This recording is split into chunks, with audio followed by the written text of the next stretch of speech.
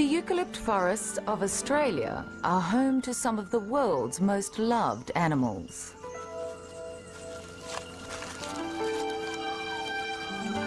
But it is the koala which has captured the hearts of people the world over.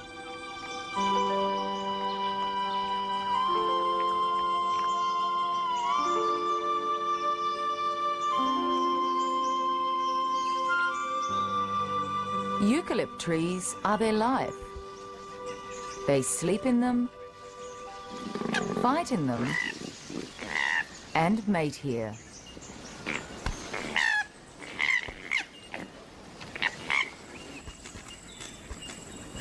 These trees are their escape routes and territorial boundaries, and they feed exclusively on their leaves.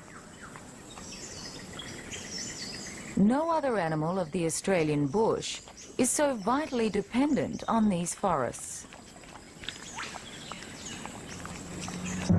Yet all over Australia, koalas face an uncertain future.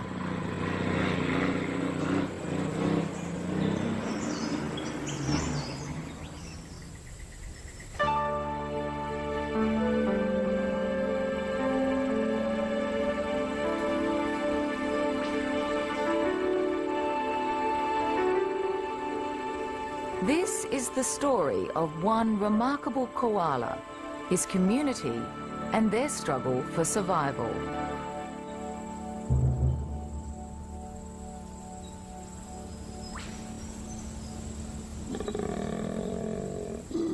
In every koala society, there is one male who rules the roost.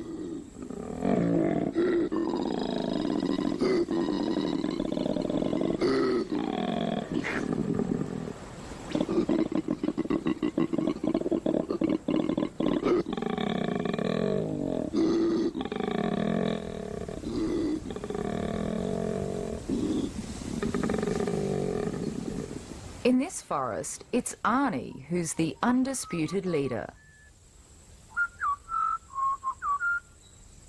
Here in the New South Wales Tweed Valley, he reigns over 60 hectares of forest, a harem of females and their young. Marie is carrying Arnie's progeny from last year. At 1 year of age, this youngster is nearly independent. Lulu is not yet sexually mature and still enjoying her adolescence. Here, most females bear Arnie's young. But it's not only females that concern Arnie. Dennis, a younger male, aspires to overthrow Arnie's dominance. However, the greatest threat to Arnie is not Dennis, but the change coming to his valley. A housing development is underway, a threat that is not unique to Arnie's forest, but facing koalas Australia-wide. Koalas were once widespread across eastern Australia. As Europeans arrived and eucalypt forests were cleared, koala numbers dwindled. Habitat loss has consistently been the greatest threat to koalas, and never more so than today. Steve Phillips is the biologist faced with the challenge of ensuring that Arnie and his community continue to thrive despite the changes. We're using information that's never been put in place before to try and conserve a koala population in an urban environment. If it works, it'll certainly set a standard for planning for koala conservation elsewhere. If it doesn't work, then Arnie and his group will have suffered a grave injustice and we'll probably lose them. It's a race against time, as science moves far slower than the pursuit of progress. Working with the Australian Koala Foundation, Steve has spent the last 2 years tracking the movements of all the koalas in the area. His findings have left no doubt about one thing: Arnie is exceptional. Well, in all the time I've been working with koalas, I've never come across an animal with his size, his stamina and his sheer strength. And the first name that came to mind was Arnold Schwarzenegger. A name well deserved, for Arnie is more than 35% heavier than all the other males in his group.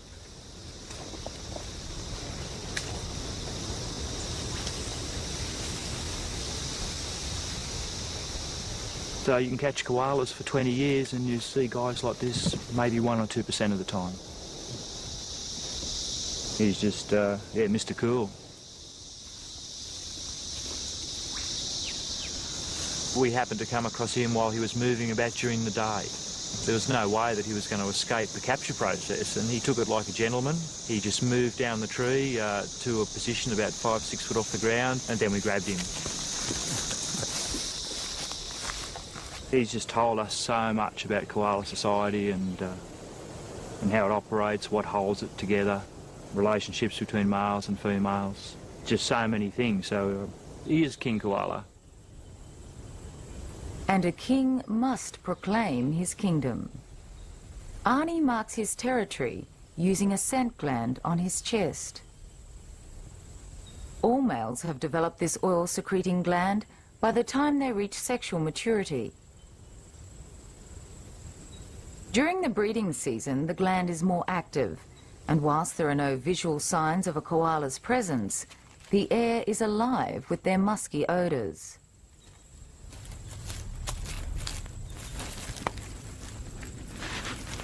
Arnie's scent is his signature, and a warning to other males. These anointed trees are the bedrooms and battlegrounds of koala society. Without them, it would disintegrate. Dennis knows he's in enemy territory. Arnie's home range and its boundaries are all scent marked.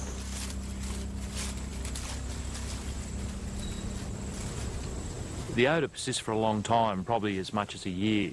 Even when the animal's dead, the other animals respect those boundaries that have been put in place.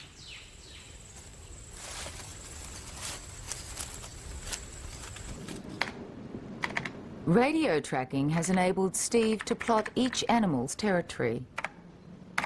So this is Arnie's home range area, and as you can see, it clearly overlaps with those of the females in his particular group. The home ranges of his rivals are scattered nearby around the edges. But as the dominant male, Arnie's range is clearly the largest by far.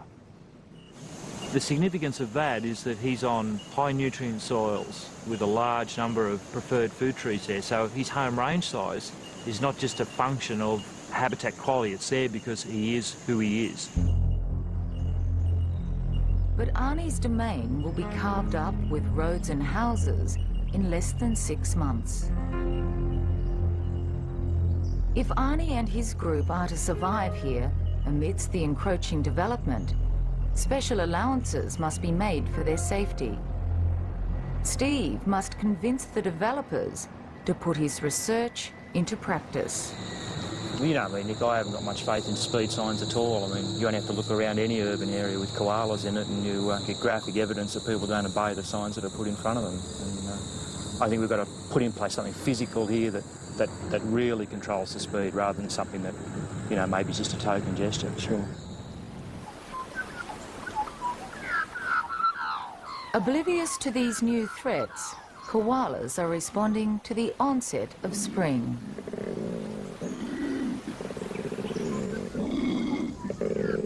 Arnie declares his readiness to mate. Dennis moves silently into rival territory, stalking females behind Arnie's back. He pursues Lulu up a tree.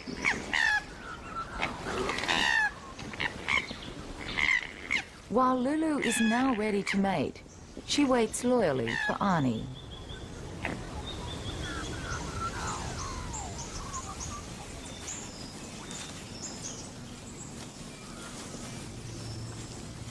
The burdens of motherhood are great, so females produce just once a year. Marie's young is Arnie's son. When he's fully independent, Marie will seek out Arnie once again.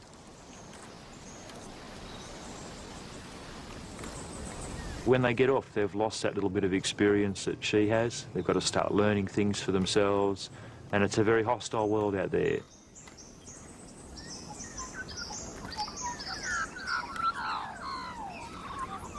In just a few weeks, he will leave his mother's home range. Eventually, he may travel as far as 60 kilometres to establish his own territory. It will be a perilous journey. These koalas are surrounded by urban development. There are no guarantees that this youngster will survive or find others of his kind. What the koalas are doing as they travel through that landscape, they're just not looking for food trees. They're looking for Arnie and his type. They're looking for that group because that's what keeps koala society alive, and we've destroyed those groups. The animals will now die of old age and the populations will just disappear like lights going out. I have real fears for the long-term future of the koalas. Successful conservation will only come with a better understanding of how koala society functions. Steve's research is uncovering one of the most comprehensive patterns of koala behaviour ever recorded.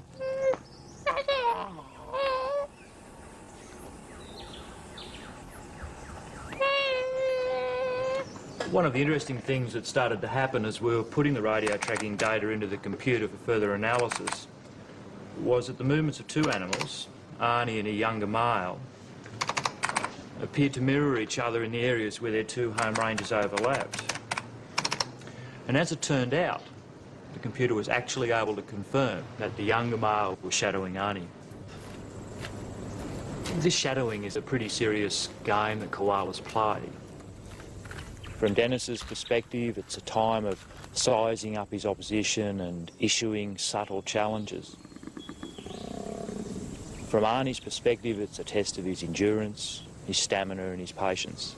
And it's interesting watching the two of them sort of waltz around each other like a pair of boxers in a ring. And I guess underlying all of that is the threat that one day the challenge will become real.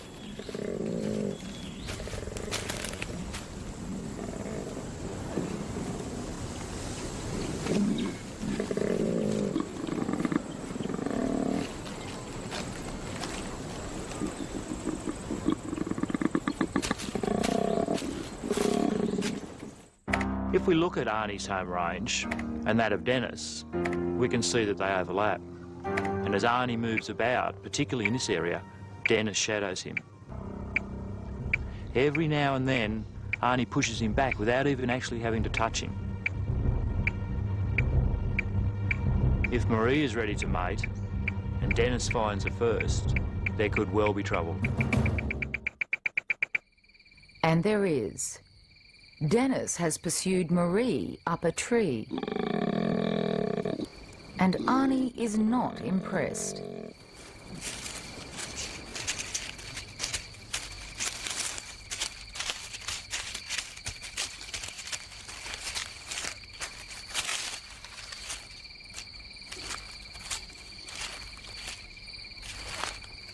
Arnie must be vigilant in defending his place in the male hierarchy.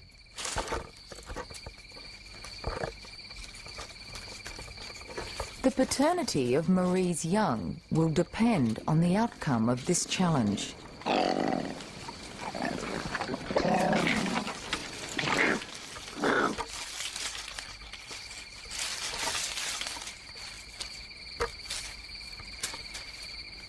The two males fight for the favours of Marie.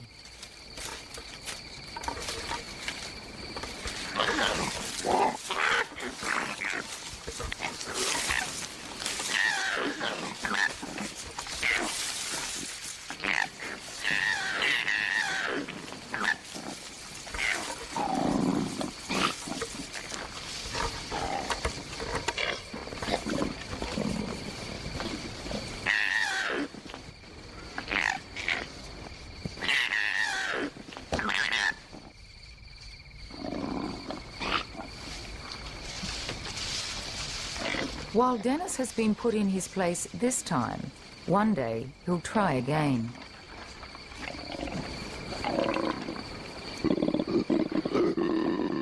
But for now, Arnie remains king.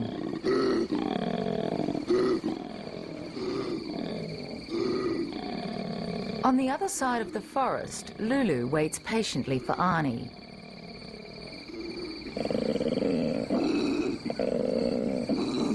But Marie has captured his attention by bellowing, rare behaviour for females.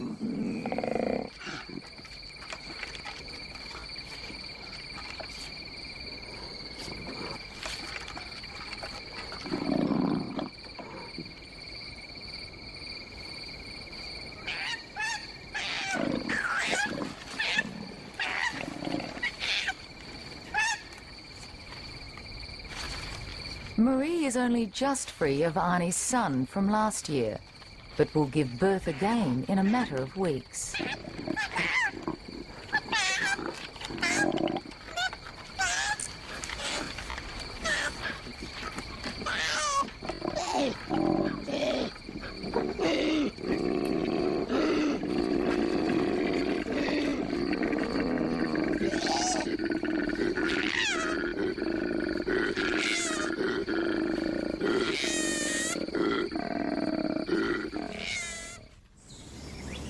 By the following morning, Lulu is tired of waiting and sets out in search of Arnie.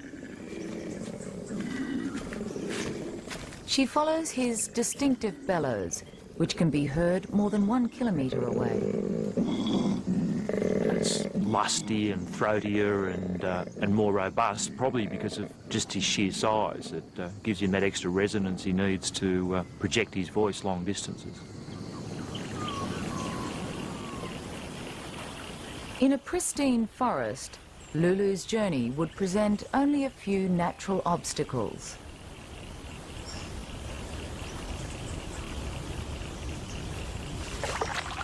Koalas rarely enter the water and swim poorly, but Lulu is determined in her pursuit of Arnie.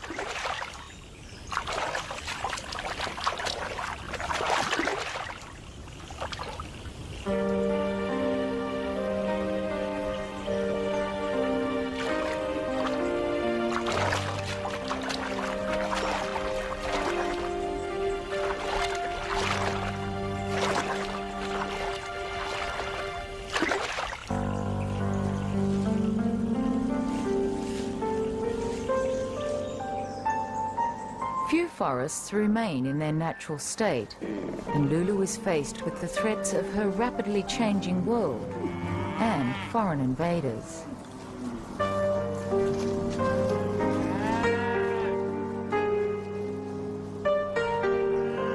Cattle mistrust anything unusual. With no trees as refuge, Lulu risks being trampled.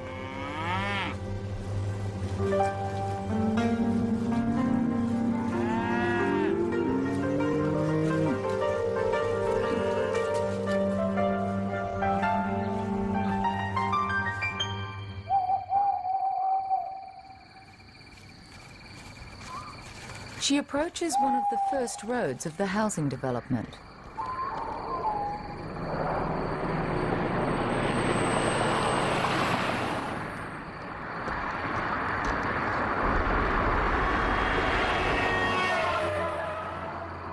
Hundreds of koalas are killed on the roads every year.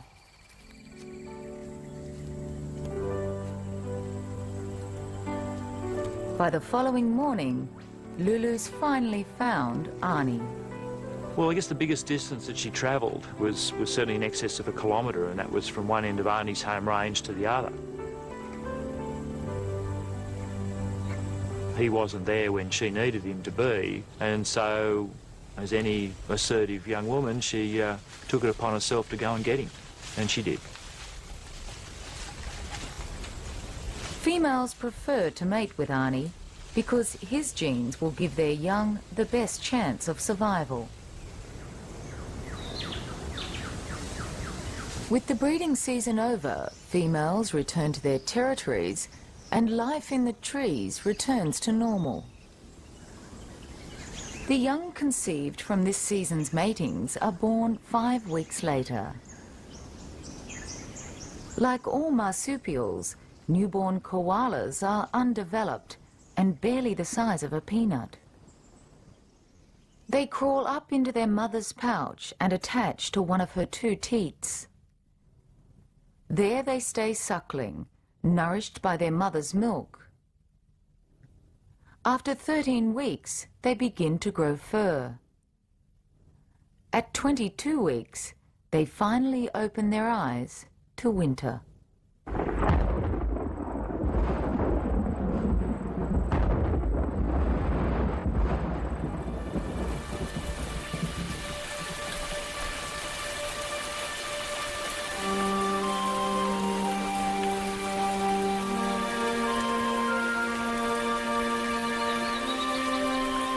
A koala's fur provides the most effective insulation of all the marsupials.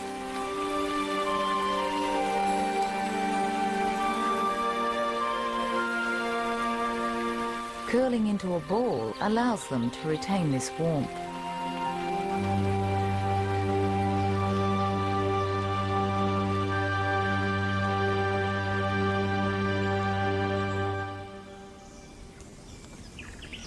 And sleeping is their way of coping with a low-nutrient diet of eucalypt leaves.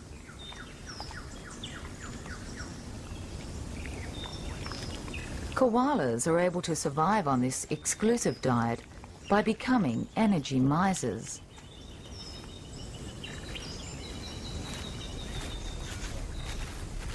But there's no rest for Arnie.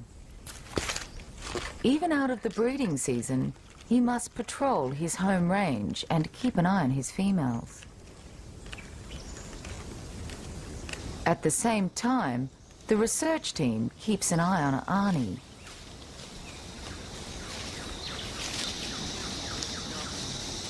Every 6 months or so we need to replace his transmitter, put a new battery on, occasionally take a blood sample to monitor his disease status, and in general keep a good eye on his fitness.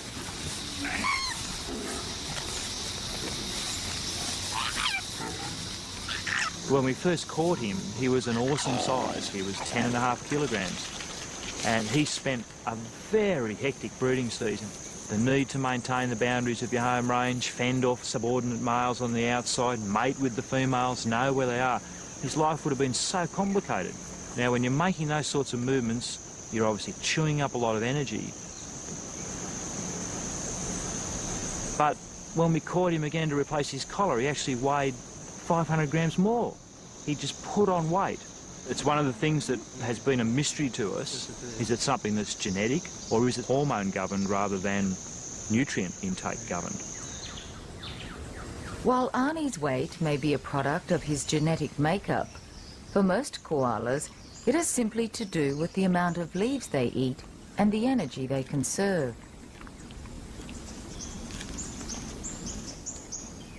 In this forest, there are over a dozen different types of eucalypt, but the koalas choose to feed on only 2 or 3 species.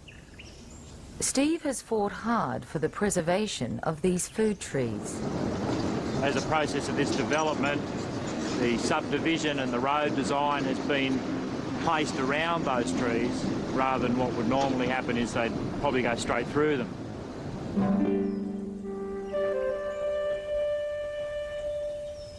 It's early spring, and Marie's young, Didge, is now old enough to come out of her pouch.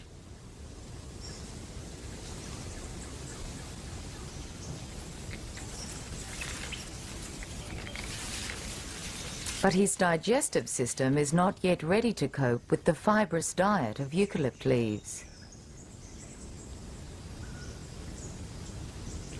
He must first consume a special excreta produced by his mother.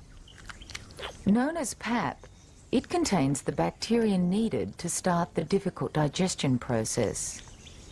It is instinctively eaten by all koalas of this age.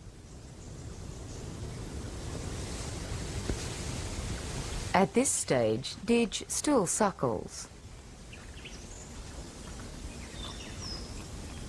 He rapidly puts on weight as gum leaves form more of his diet. Koalas have a natural preference for the young succulent leaves, which are more easily digested.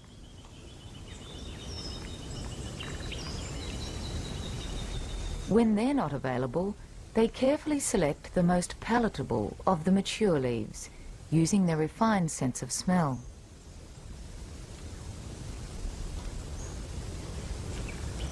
Their digestion is a slow process. While each of these leaves is made up primarily of cellulose and water, they also contain a toxic cocktail of oils. Remarkably, koalas are able to process these compounds, which would be deadly to most other mammals.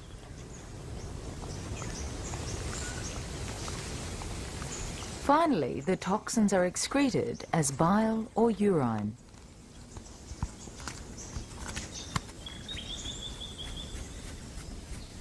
It's no wonder that koalas lead such lethargic lives, given that their diet is both toxic and low in energy.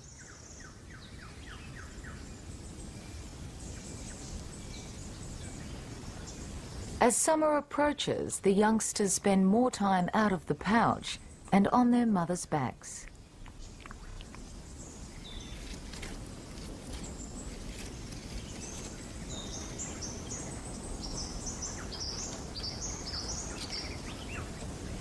It's an awkward time, both for the young and their tolerant mothers.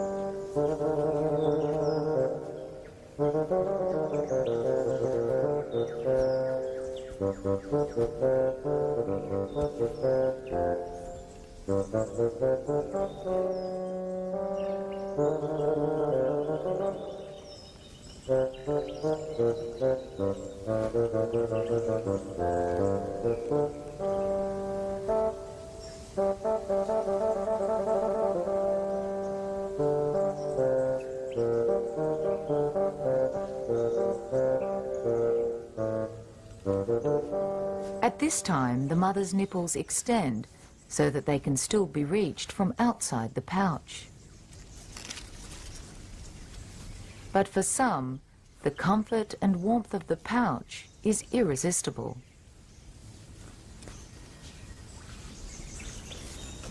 With two mouths to feed, mothers seek out the most nutritious leaves. Travelling overland is a vulnerable time for koalas, and these little jockeys must learn to sit firm. Climbing over and clinging to thick fur is all part of the training for an independent life in the trees.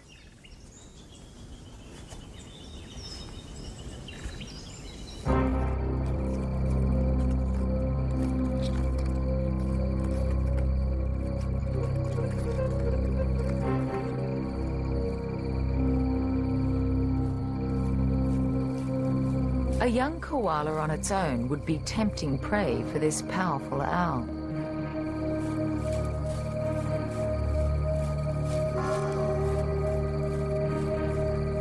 For this evening, it has satisfied itself with a young possum and poses little threat.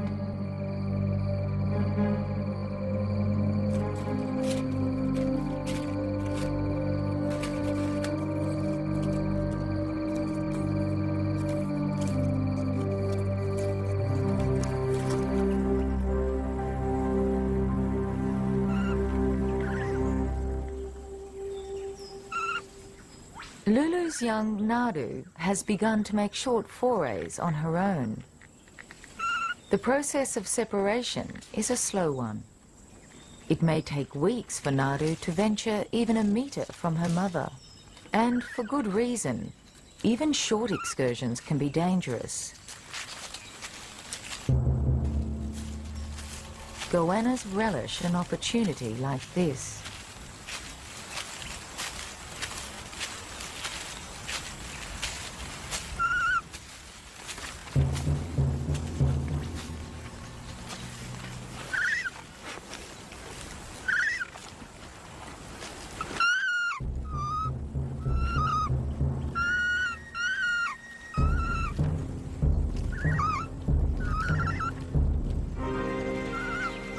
Lulu was quick to respond to Nadu's alarm call.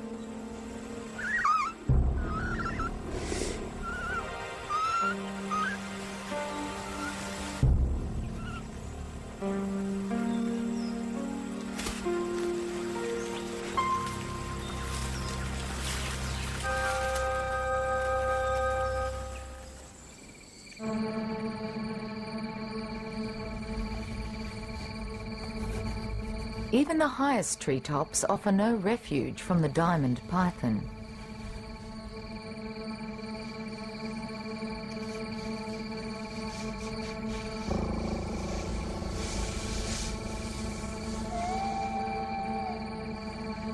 While diamond pythons can easily scale trees, Lulu and Nadu are one leap ahead.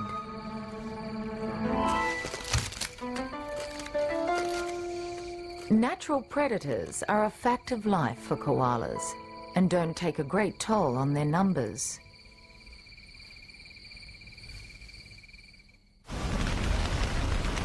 Bushfires are a more serious threat to their survival and have long been a natural part of the Australian landscape. They play a vital role in the regeneration of many plant species, including eucalypts. But while wombats can escape to the safety of their burrows and birds can take to the skies, koalas have nowhere to run.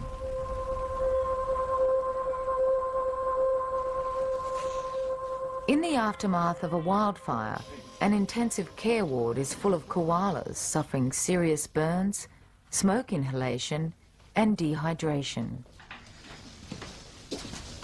Volunteer koala carers are experienced with this scenario. They lovingly nurse their wounds. While some don't survive, many do, and can be released back into the wild when they've made a total recovery and their food supply is replenished. What do you reckon? The role that the carers play is becoming increasingly valuable. They're getting animals back out there who may play a very pivotal role in keeping this population going long term. Despite their second chance at life, there are no guarantees for their future, as there is one threat which is not intermittent, but ever present. Dogs. There's no such thing as a koala-friendly dog. They're all innate hunters and killers. And if you're going to truly move towards a koala-friendly environment, you cannot have a single dog. Although Steve has forced a ban on dogs within the estate, they hunt nearby.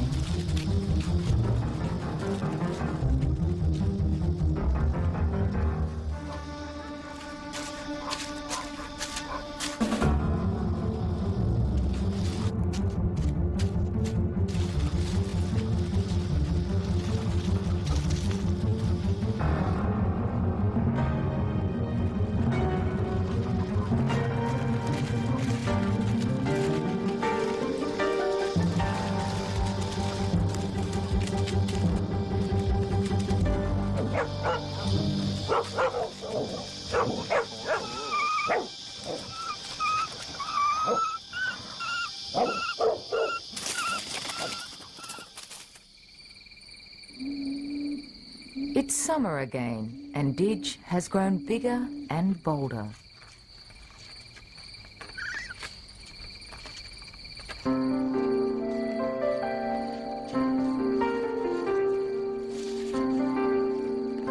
The Australian bush comes alive at night. While the tawny frogmouth shows little interest, Didge finds a potential playmate in this inquisitive squirrel glider.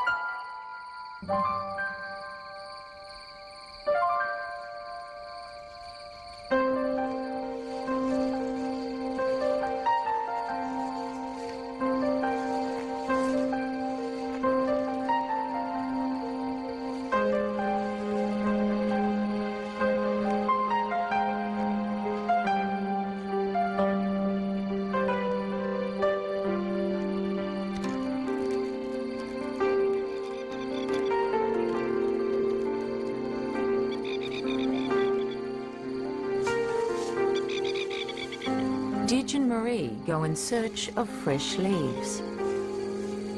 Neither Marie nor Didge realise that danger lurks nearby.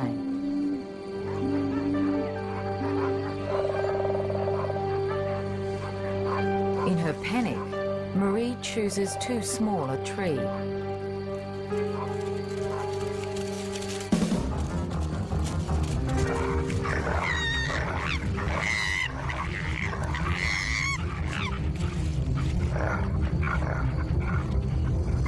The dogs have killed Didge's mother.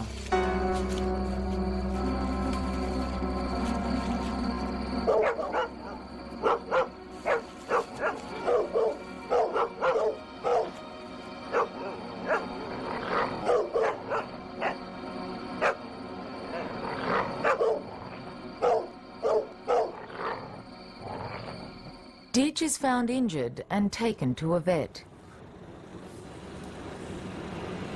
He asks for help from Beverly Birtles, a koala carer. And he's very fortunate, actually. He hasn't had any bad lacerations at all, but he's very badly bruised down along his back here, okay? So just be very careful how you're handling him and try not to push him around here because he'll really resent that. Thank you very much, Graham. One more for the menagerie. Look, Yes. looking really well. You never know whether the dogs have done internal damage. In the first 2 or 3 weeks, it was touch and go. We didn't know if he was going to live or not. Beverly and her husband Bob look after native animals that have been injured or orphaned. Her koala patients are all victims of bushfire, cars or dog attack. These two have made a complete recovery and are ready to be released back into the wild.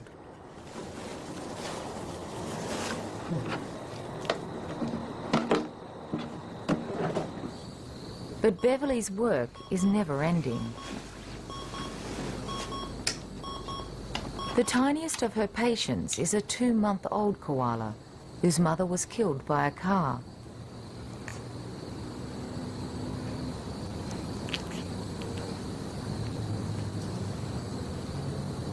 There's a lot of eye movement even though the eyes aren't open, so he's obviously aware of what's going on around him.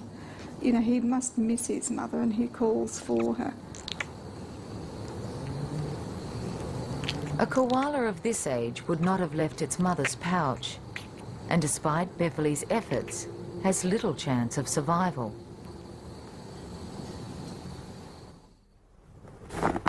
Having inherited Arnie's strength, Didge has made a rapid recovery and has settled in with his surrogate parents.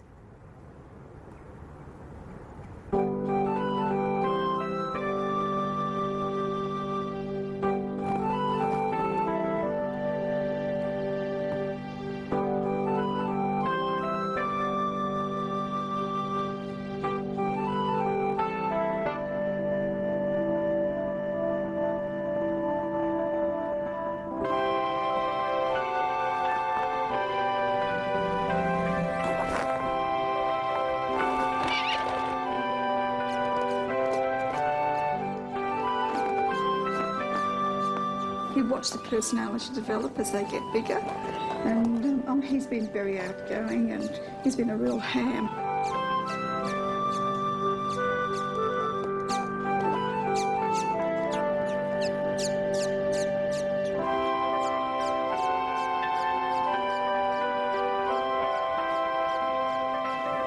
He's one in the middle. It's going to be very hard to release him later.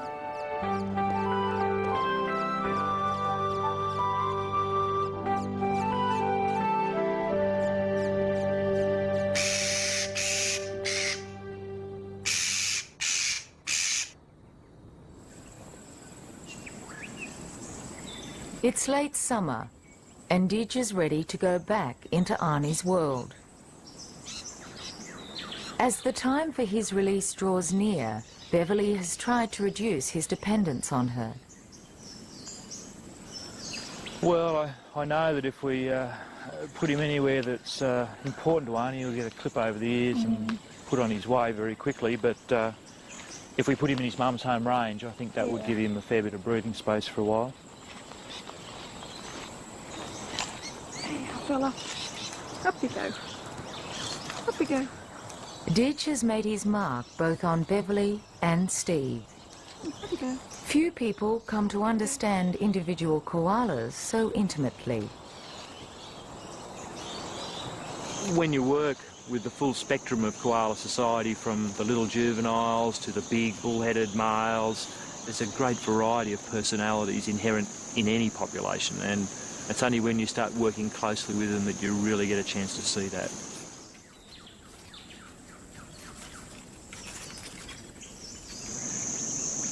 One of the features of all Australian wildlife, but it's particularly noticeable in koalas, is their innate gentleness. And again, when you work with them and you experience that gentleness, you show them that respect and you treat them with the same gentleness, they're a totally different animal to work with.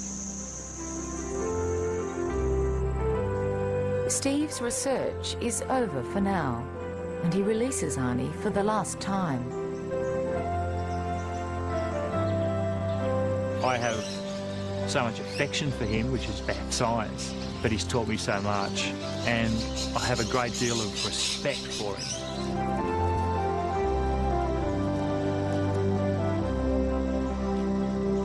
Steve won't know the fate of Arnie and his group for many years, but with vital trees protected, cars slowed, and dogs excluded, these koalas stand a chance.